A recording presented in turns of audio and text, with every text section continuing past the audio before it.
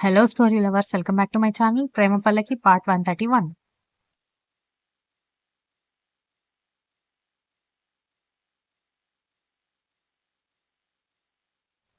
సిద్ధు కోపంగా కార్ దిగ్గానే వంశీ అంటూ కిరణ్ బయటికి రావడంతో ఏంటి పెదనాన్న అని దగ్గరికి వెళ్లి ఏదో మాట్లాడి ఇద్దరూ కలిసి లోపలికి వెళ్ళగానే అది చూసిన సిద్ధు కళ్ళు పెద్దవయ్యాయి.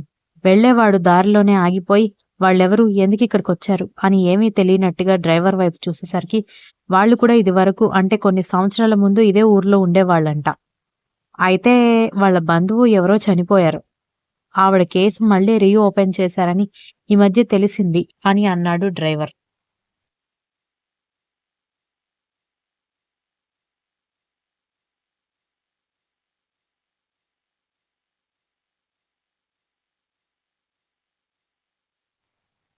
దాంతో సిద్ధు అదిరిపడి అంటే ఆ కేస్ మాసిపోయింది అనుకున్నాను. కానీ వాళ్ళకి అనుమానం వచ్చిందనమాట.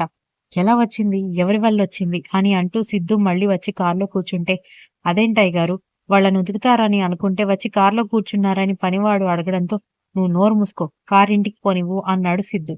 సిద్ధు దారి పొడుగుతా ఆలోచిస్తూనే ఉన్నాడు.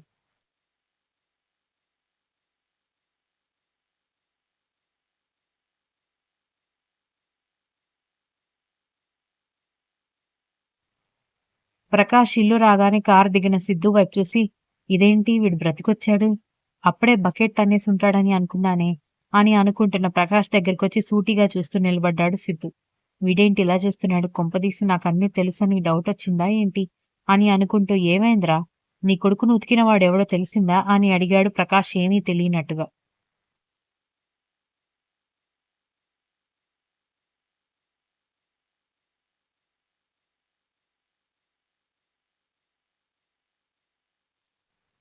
సిద్ధు ప్రకాష్ వైపు కోపంగా చూస్తే, నిజం చెప్పు, వాళ్ళిక్కడున్నారని నీకు ముందే తెలుసా, అందుకే నన్ను పిలిపించావా అని అడిగాడు. ఎవరి గురించి మాట్లాడుతున్నావురా నువ్వు అసలు, పేర్లు చెప్పకుండా వాళ్ళు వీళ్ళు అని అంటే నాకేమైనా దివ్యశక్తులున్నాయా అని అన్నీ అర్థమైపోవడానికి ఆ వీర్ కిరణ్ వాళ్ళ గురించి నేను మాట్లాడుతున్నానని సిద్ధు కోపంగా అడిగాడు.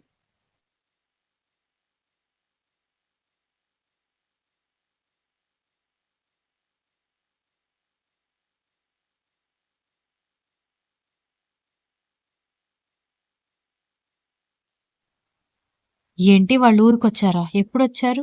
ఎందుకొచ్చారు? వాళ్ళు వస్తే నాకేంట్రా సంబంధం? నువ్వెందుకు భయపడుతున్నావు అని అడిగాడు ప్రకాష్.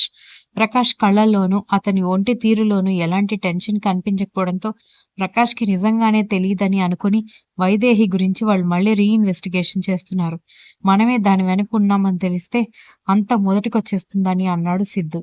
ఆ విషయం నేనెప్పుడో మర్చిపోయాను, ఇప్పుడు నువ్వు మాట్లాడి అంటూ చుట్టుపక్కల చూసి పనివాళ్ళందరూ పక్కకెళ్ళిపోవడంతో అందరికీ తెలిసేలా చేస్తున్నావని ప్రకాష్ అనగానే సిద్ధు ప్రకాష్ కాలర్ వదిలేసి ఆలోచిస్తూ కూర్చున్నాడు.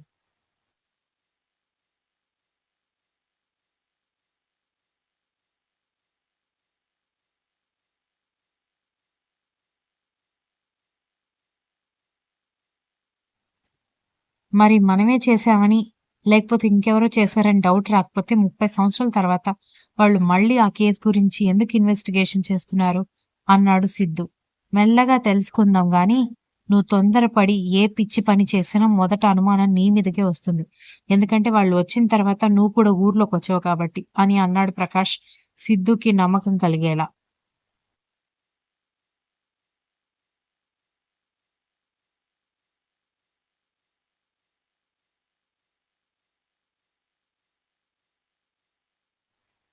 సరే అని చెప్పి సిద్ధు కొడుకు గదిలోకి వెళ్లి గాయాలతో నిద్రపోతున్న కొడుకును అలాగే చూస్తూ పక్కన ఉన్న కుర్చీలో కూర్చున్నాడు. అలా మరొక 3 రోజులు సరదాగా గడిచిపోతే సిద్ధు ఊర్లోకి వచ్చాడని తెలిసి ప్లాన్ గా ఎలా దెబ్బ కొట్టాలని ఆలోచిస్తున్నారు కిరణ్ వాళ్ళు. వాళ్ళిద్దరే ఉంటే డైరెక్ట్ గా తలపడేవాళ్ళు, కానీ ఫ్యామిలీ మొత్తం అక్కడే ఉండడంతో వాళ్ళకి రిస్క్ కలగకుండా చూసుకోవాలని ప్లాన్ చేస్తున్నారు.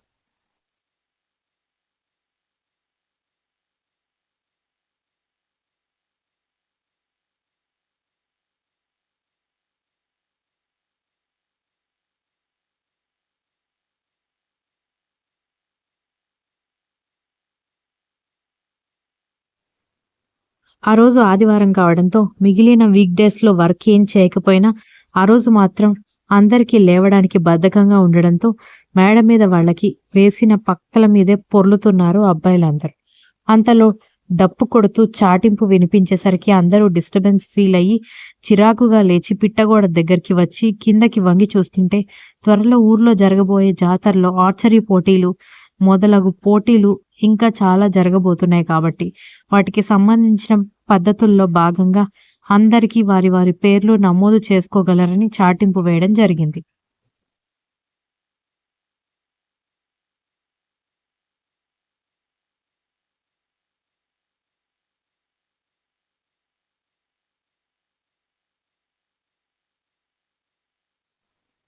ఆ చాటింపు వినగానే అన్నదమ్ములు మొహాలు చూసుకుంటే, ఆ చాటింపు విని కాఫీ ఇవ్వడానికొచ్చిన దితి కూడా, "మీ అందరికీ వాటన్నిటిలో మంచి ప్రాక్టీస్ ఉంది కదా! మీరు పేరు రాయించుకోవచ్చు కదా" అని అడిగింది. "జోక్ చేస్తున్నావా? పాపం ఊరి వాళ్ళేదో సరదాగా పోటీల్లో ఏర్పాటు చేసుకుంటే, అక్కడ మేం పోయి ఎవరి ముక్కో మూతో పచ్చడి చేశామంటే లేని తలనొప్పవుతుందని" అన్నాడు.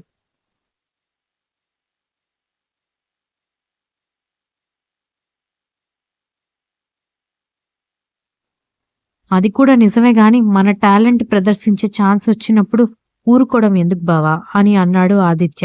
మనం వచ్చిన ప్రాబ్లం వేరు. ఇప్పుడు మనం చేయాలనుకుంటుంది వేరు కాబట్టి ఆ ఆలోచన వదిలేయండి అని అన్నాడు చింటూ.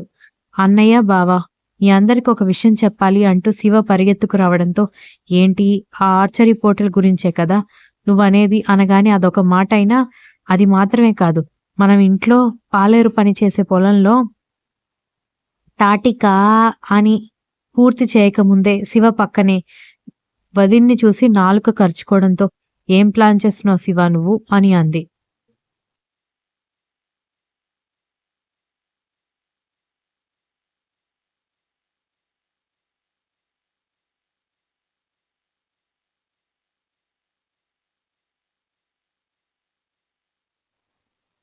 వదినా అని శివ అనగానే మీరు ఈరోజు ఇల్లు కదలండి నేను డాడీ వాళ్ళకి మామయ్యకి చెప్తాను అప్పుడు ఒక్కొక్కరు బెల్ట్ తీసి మిమ్మల్ని వాయిస్తారు అని చెప్పి వెళ్ళిపోయింది దితి.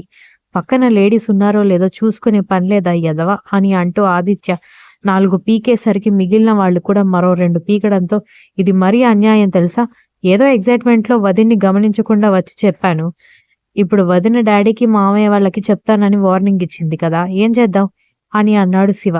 మనం ప్లాన్ చేస్తే ఇంప్లిమెంట్ చేయొచ్చు మీ వదినకి తెలియకుండా చేయాలి అని శక్తి అనగానే చూసావా అన్నయ్య దితికి తెలియకుండా వీడు చాలా పనులు చేస్తున్నట్టున్నాడు అని వంశీ అనగాని నువ్వింక మారవా మేం కలిసిపోయిన తర్వాత కూడా బావా అని పిలవకుండా వాడు వీడు అంటావేంట్రా అన్నాడు చింటూ.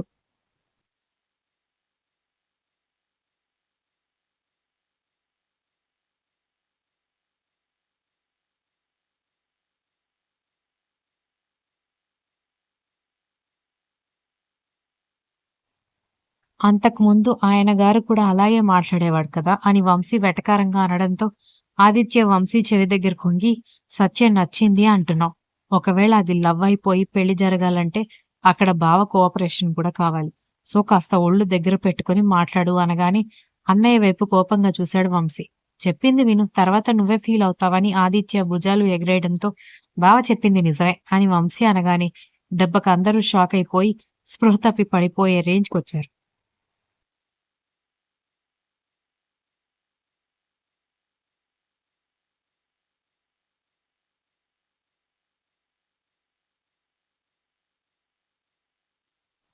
నేను బావ అని పిలిస్తే ఇదే రియాక్షన్ వస్తుందని నాకు తెలుసు కాబట్టి మీ హెల్త్ గురించి ఆలోచించి నేను పిలవలేదు.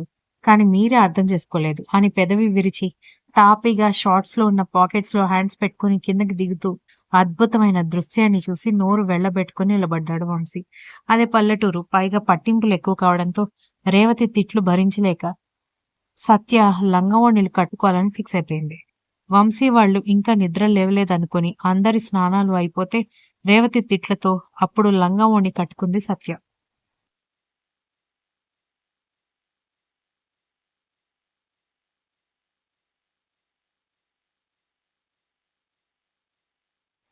ఆ నీరెండకి ఆమె రంగు పసుపు పచ్చగా కనిపిస్తూ వయ్యారంగా ఆమెని చుట్టుకున్న ఎరుపు రంగు లంగావోణి చూడగానే వంశీ గొంతులో గుటకలు పడ్డాయి. Continuous. If you like the story please like, share, comment and don't forget to subscribe.